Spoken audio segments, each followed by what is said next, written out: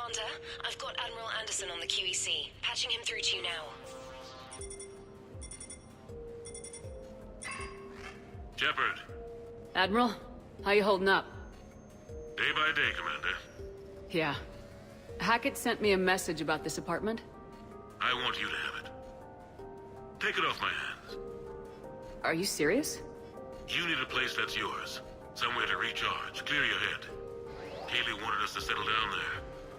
Thing is, the longer I'm on Earth, the less I want to leave. And I want as few loose ends out there as possible. Like I said, you'd be doing me a favor. It's too generous. Besides, you'll be back here once the war's over. I doubt it. Even assuming we survive this, it'll take years to rebuild things here. Please, Commander. Don't make me beg. All right. Consider it done. I appreciate it. And make yourself at home, damn it. It's yours now. I'm sure I can manage. Okay, good. Been meaning to do that for a while. I'll talk to you soon. So long, Admiral. Anderson out.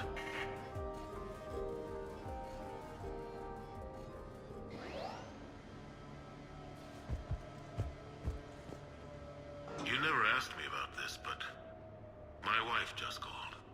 My ex-wife. Nobody likes to talk about the toll that long months apart can have on military relationships. She wasn't military. She couldn't handle it. But it's not even about military and non-military, damn it. It's space flight. Space flight. Finding the mass relays, miracles of engineering. Human imagination rising to meet our desires. We pay a price for that curiosity, that drive. Our relationships suffer. People we love suffer. But that's reality, and it's worth the cost. I must have thought it was. I guess I still do. In the end, you just have to hope you made the right choices.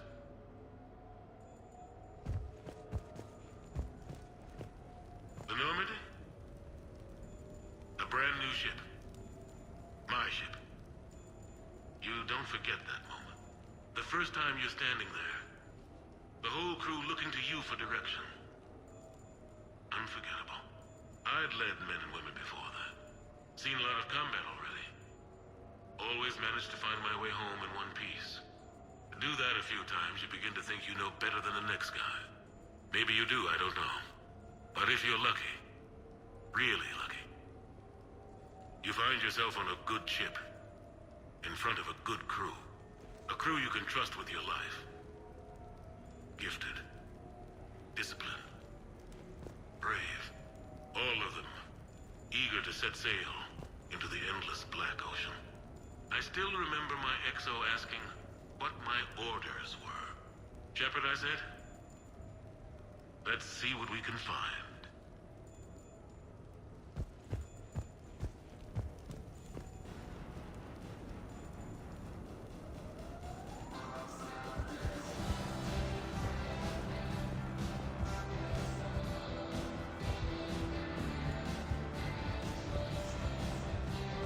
Embarrassing moments?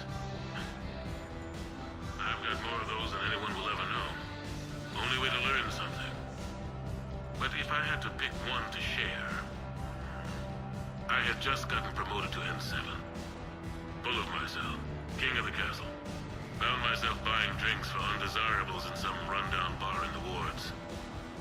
They toasted my recent promotion. Hell, they would have toasted Batarian slavers if it had got them more drinks. About the time my money ran out, my new friends turned on me. I was outnumbered. Things didn't look good. My plan to get out of there involved lots of punching. Well, that worked for a while. Then a table hit me. Or I fell down. When I came to, I saw a Solarian putting the rest of the troublemakers down. A Solarian? Moved like a damn cat, I swear. When everybody was out cold. Or running. He walked over and helped me up. N7, he asked. Yes, sir, I replied. He looked over my collection of unconscious friends, nodding. Not bad, human, he said. Then he walked away. I had met my first Spectre.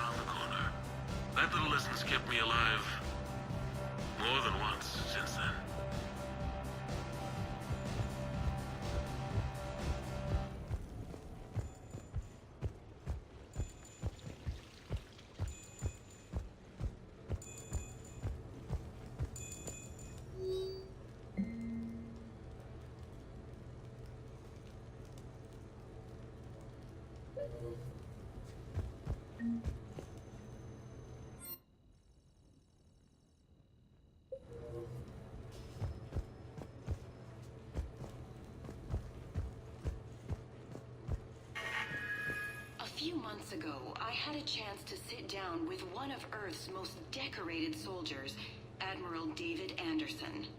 He was kind enough to answer my questions and talk about his career. Today, the Admiral is on Earth, leading the defense of our home against the Reapers. We have... What was I talking about? Early days, right? People ask why I joined the military. Everyone talks about honor, duty, sure.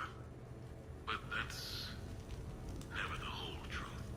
It's 100 little things that add up to commitment. I joined because of a dog. Yeah, a dog. This patchy, mean son of a bitch that used to bark at me every day on my way to school. He'd snarl and I'd start running. Scared the hell out of me. I was just a kid. I remember being in a bad mood one morning. Angry, I can't recall why. When that dog started in on me, I snapped. Started barking right back. We both kept at it until we had nothing left.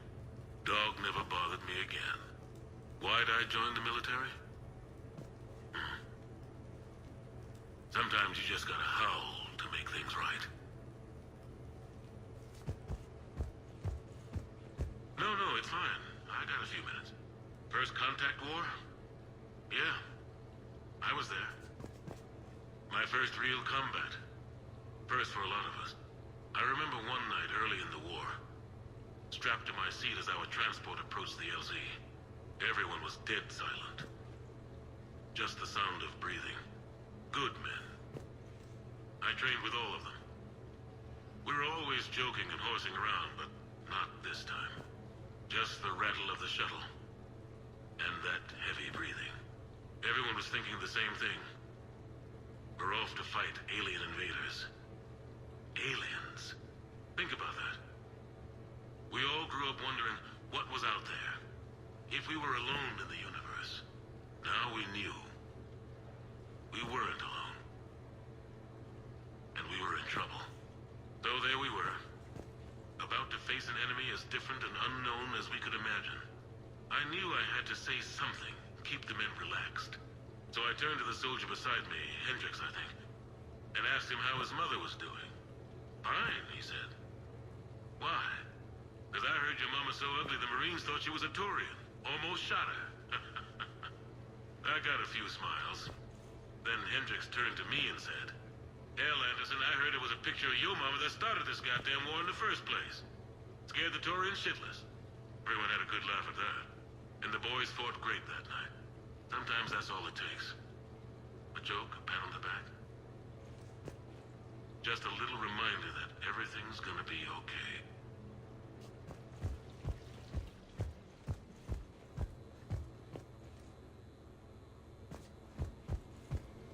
Sure, I can talk about Commander Shepard. Big topic. There's been a lot written about the Commander, but most of it isn't true. People are quick to judge. They don't know the whole story. I don't even know the whole story. But I know the woman. Worked with her. Fought with her. Trust her with my life.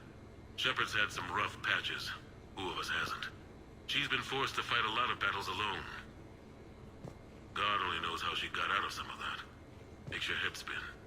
Thing is, you never heard a complaint. Never once got, no sir, I can't do that. She never hesitated.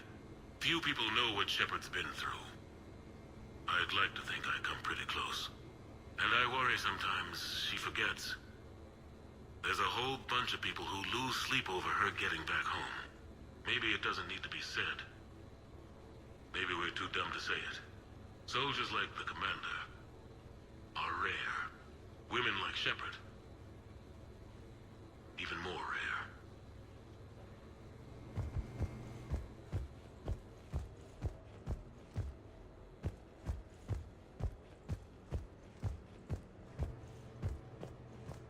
Okay. I have your new questions here. As a leader.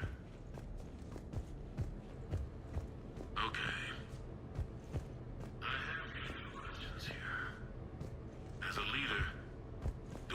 feel that the end justify the means. Spirit of law over word of law. I'm not going to touch that with a 10-foot pole, but I think I know what you're after. You're referring to the way I, arranged to have the Normandy released to Commander Shepard before the Battle of the Citadel. I'm not sure how valuable hindsight is to the military. Obviously, it worked out for the best. Without the Normandy and Commander Shepard free to do what they needed to do, what we needed them to do, Saren might have taken the Citadel. I think it's clear what a different galaxy this would be if that had happened. I did what I had to. If I had been wrong, I would have gladly accepted the repercussions. The real trick is never being wrong. If you're looking for more action and less philosophy in these notes, let me know.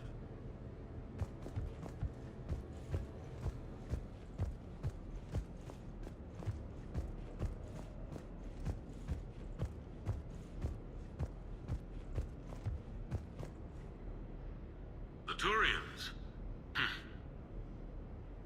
Well, I might not always see eye to eye with the politics and the individual, but I have a great respect for the Turian military. Any Alliance soldier lucky enough to take part in their training programs will certainly be better for it. Their precision, skill, and discipline come together in a way that's second to none.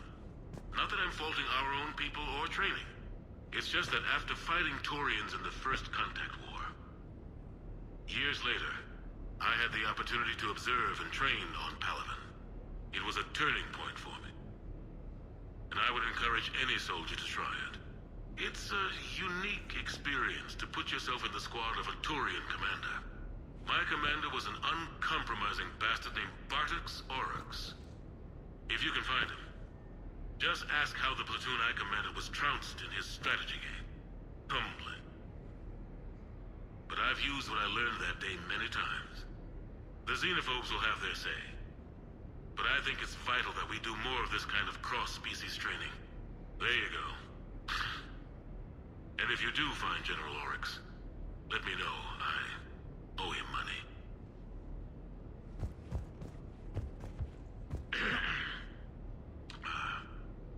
Okay. So, Tombstone leader. Admiral David Edward Anderson. Not sure why anybody would be interested, but thanks for asking.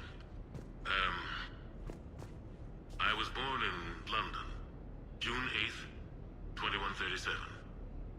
The last of 3 children born to Ursula and Paul Anderson. A nurse and a flight mechanic, respectively. But that's a little dry. And someone's gonna spice this up, right? Never been much for the spotlight. Anyway, where was I? It was a second marriage for my parents. They were almost 50 by the time they had me. My mother worked shifts, so my father would often take me to the base.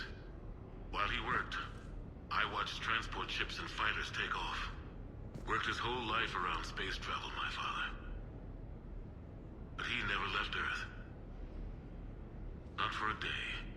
He was a good man. But that's just a side note. Don't put that in. Who is it, Keythe? Yes, I need to take that. I hope this is what you're after. I'll get to the more interesting N7 stuff next time.